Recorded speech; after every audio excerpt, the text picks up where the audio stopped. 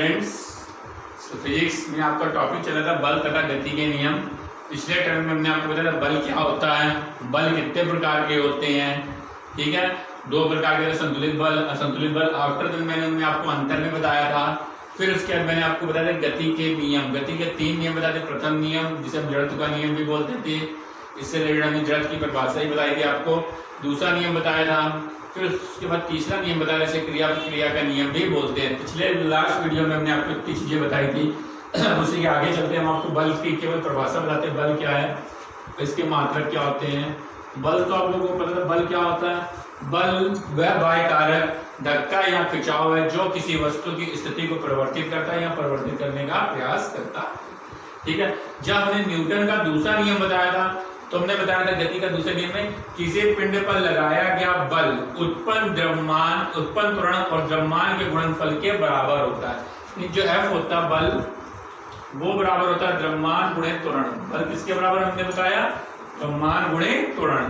तो देखिए जो इसका एमकेएस सिस्टम होता है, एमकेएस सिस्टम या एसआई सिस्टम में जो इसका यूनिट होती है वो होती है किलोग्राम मीटर प्रति सेकंड स्क्वायर। इसको हम बोलते हैं न्यूटन। क्या बोलते हैं आप, न्यूटन लिखे या किलोग्राम मीटर प्रति सेकंड स्क्वायर लिखें। ऐसे अगर इसका सीजीएस में सिस्टम में चले जाएं तब इसकी यूनिट क्या होगी, सीजीएस में आएंगे तो यह ग्राम सेंटीमीटर प्रति सेकंड स्क्वायर, या इसी को बोलते हैं डाइन। क्या बोलते हैं, डाइन। अगर सीजीएस सिस्टम में जाएंगे तो यूनिट बनेगी ग्राम सेंटीमीटर पर सेकंड स्क्वायर या डाइन, और एमकेएस में kilogram metre per second square या न्यूटन। ये बल के मात्रक होते हैं। अब बात आती है इनमें रिलेशन क्या होता है। देखिए आप लोग बोल सकते हैं 1 newton equal to 1 kilogram metre per second square, 1 newton equal to 1 kilogram metre per second square.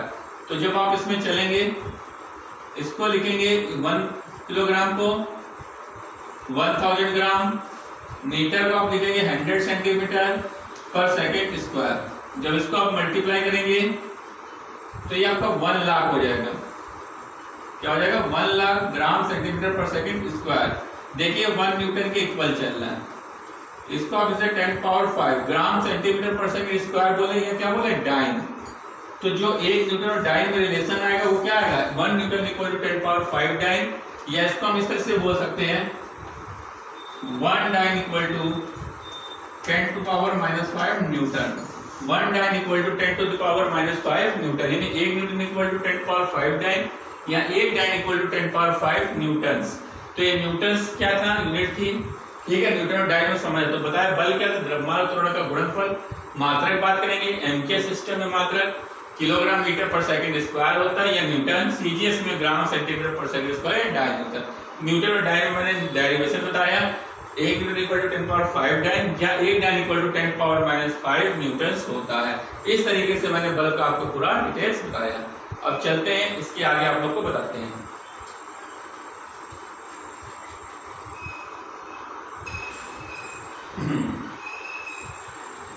देखिए नेक्स्ट हेडिंग है संवेग। संवेग क्या है, किसी गतिमान पिंड के द्रव्यमान और वेग का गुणनफल संवेग कहलाता है। किसी गतिमान पिंड के द्रव्यमान और वेग का गुणनफल संवेग कहलाता है। देखिए भाई, संवेग बराबर होता है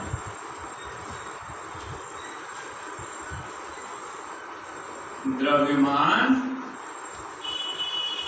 जुड़े वेग। तो P बराबर m इंटू वी, ये संवेग का सूत्र हो गया। इसका जब मात्रक के बराबर आती है,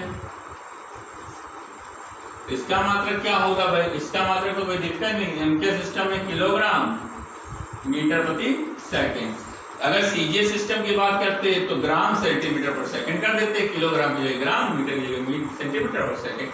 तो क्या आ गया कि किसी पिंड के द्रव्यमान और वेग का गुणनफल उसका संवेग कहलाता है। अब आता है बल का आवेग। क्या आता है, बल का आवेग। बल का आवेग क्या होता है, किसी पिंड पर किसी समय अंतराल पर लगाए गए बल, किसी पिंड पर समय अंतराल पर लगाए गए बल और समय अंतराल के गुणनफल को बल का आवेग कहते हैं। किसी पिंड पर लगाए गए बल और समय अंतराल का गुणनफल बल का आवेग कहलाता है। तो बल का आवेग बराबर होता है बल गुणे समय अंतराल, बल गुणे समय अंतराल F इंटू डेल्टा टी। किसी बल का आवेग F into delta T, delta T क्या है? समय अंतराल। किसी बल का आवेग उस पिंड पर लगाए गए बल और समय अंतराल के गुणनफल के बराबर होता है। बल का आवेग बराबर बल गुणे समय अंतराल। मात्रक इसका हो जाएगा न्यूटन सेकेंड। मात्रक क्या होगा? न्यूटन सेकेंड है के सिस्टम में। अगर सीजीएस सिस्टम में जाते तो डाइन सेकेंड हो जाएगा। ठीक है, इस तरीके से क्या हुआ? बल का संवेग क्या है? संवेग क्या? किसी गतिमान पिंड के द्रव्यमान और वेग का गुणनफल, उसका संवेग कहलाता है। मात्रक किलोग्राम मीटर पर सेकेंड, सीजीएस में ग्राम सेंटीमीटर पर सेकेंड। आवेग क्या होता है? किसी गतिमान पिंड के बल और समय अंतराल का गुणनफल बल का आवेग कहलाता है। बल का आवेग बराबर बल गुणे समय अंतराल। इसका मात्रक न्यूटन सेकेंड होगा। अगर सीजीएस में बात करेंगे तो डाइन सेकेंड होगा। इस तरीके से इसके आगे बढ़ते हैं और इसके आगे चल के बताते हैं क्या है नेक्स्ट हेडिंग।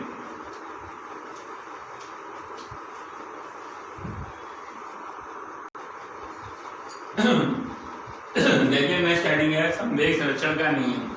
संवेग संरक्षण का नियम क्या कहता है? यदि किसी निकाय पर कोई बाह्य बल ना लगाया जाए तो उसका संवेग संरक्षित रहता है। उसका संवेग क्या रहता है? संरक्षित है।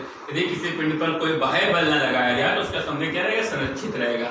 ठीक है, यानी कहने का मतलब आप दो पिंडों की बात करते हैं, जब तक उनका जो संवेग होता है टकराने से पहले और टकराने के बाद जो होता है हमेशा बराबर होता है। जैसे दो पिंड है, एक पिंड ये ले लिया, एक पिंड ये ले लिया। इसका द्रव्यमान m1 है, इसका m2 है। इसका जो प्रारंभिक वेग था u1 था, इसका क्या था? u2 था।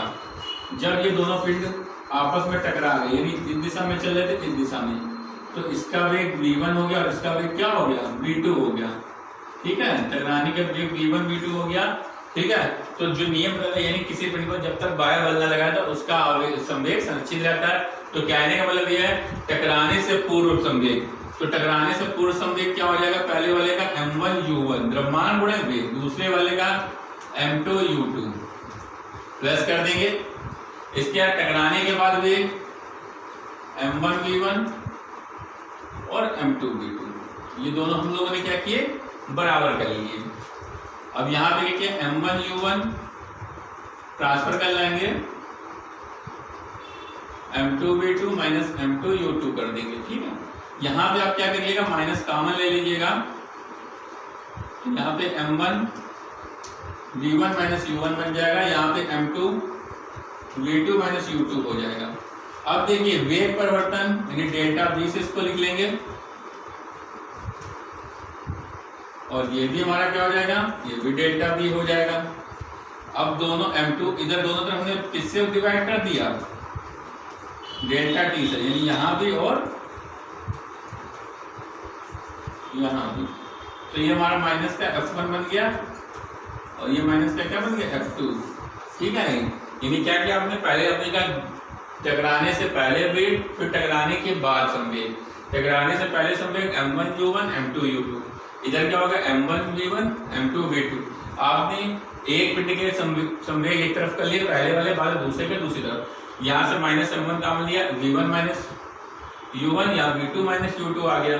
फिर यहाँ पे डेल्टा v होगा, डेल्टा t से भाग दीजिए। अब देखिए संवेग वेग परिवर्तन की दर को हम त्वरण बोलते हैं। तो ये जब त्वरण होगा तो द्रव्यमान गुणे त्वरण क्या होता है? बल। यहाँ भी द्रव्यमान गुणे त्वरण बल, ये बात। तो कहने का मतलब जब कोई दो पिंड टकराएंगे तो एक दूसरे को बराबर बल लगाएंगे, किंतु कैसी दिशा में? माइनस से दिखाता है विपरीत दिशा में। दूसरे पिंड पर पहला पिंड को तय बल लगा रहा है।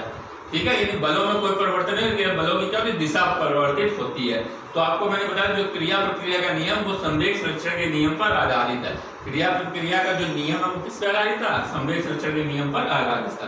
तो आप कुल मिला के ध्यान रखना संवेग संरक्षण का नियम क्या होता है? यदि किसी पिंड पर कोई बाह्य बल न लगाया जाए तो उसका कुल संवेग संरक्षित रहता है। कहने का मतलब टकराने के बाद संवेग टकराने से पूर्व संवेग के बराबर होता है। That's clear. इस तरह से स्टूडेंट्स इस टॉपिक को आप लोग तैयार करेंगे, नोट्स आपको प्रोवाइड हो जाएंगे।